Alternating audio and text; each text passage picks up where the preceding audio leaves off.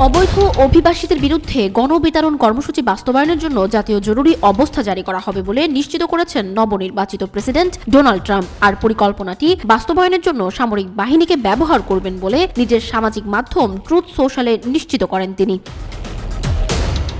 অলাভজনক রক্ষণশীল অধিকার সংস্থা জুডিশিয়াল ওয়াচের প্রেসিডেন্ট টম ফিটন ট্রুথ সোশ্যালে সোমবার পোস্ট করেন শুভ সংবাদ।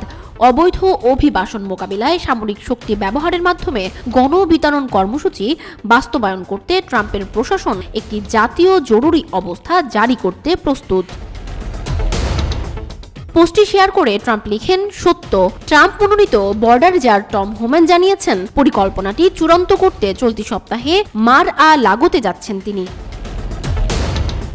ট্রাম্পের এবারের নির্বাচনী প্রচারণার অন্যতম প্রতিশ্রুতি ছিল অবৈধ অভিবাসীদের দেশ থেকে বের করে সীমান্ত সুরক্ষিত করা। এর জন্য সামরিক শক্তি ব্যবহারের কথাও আগেই বলেছেন ট্রাম্প।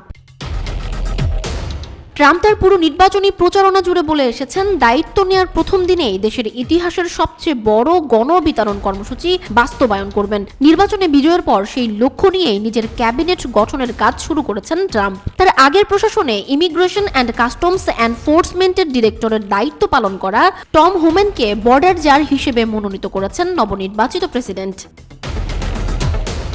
হোম্যান বলেন, অবৈধ অভিবাসীর হাতে জর্জিয়ার তরুণী ল্যাকেন ড্রালির মতো অনেকের প্রাণহানির জন্য বর্তমান প্রশাসন দায়ী। ট্রাম্প তা পুরোপুরি বন্ধ করবেন। ট্রাম্প প্রশাসন দায়িত্ব নেওয়ার পর কোনো স্টেট অবৈধ অভিবাসীদের আশ্রয় দিতে পারবে না বলেও সতর্ক করেন হোম্যান।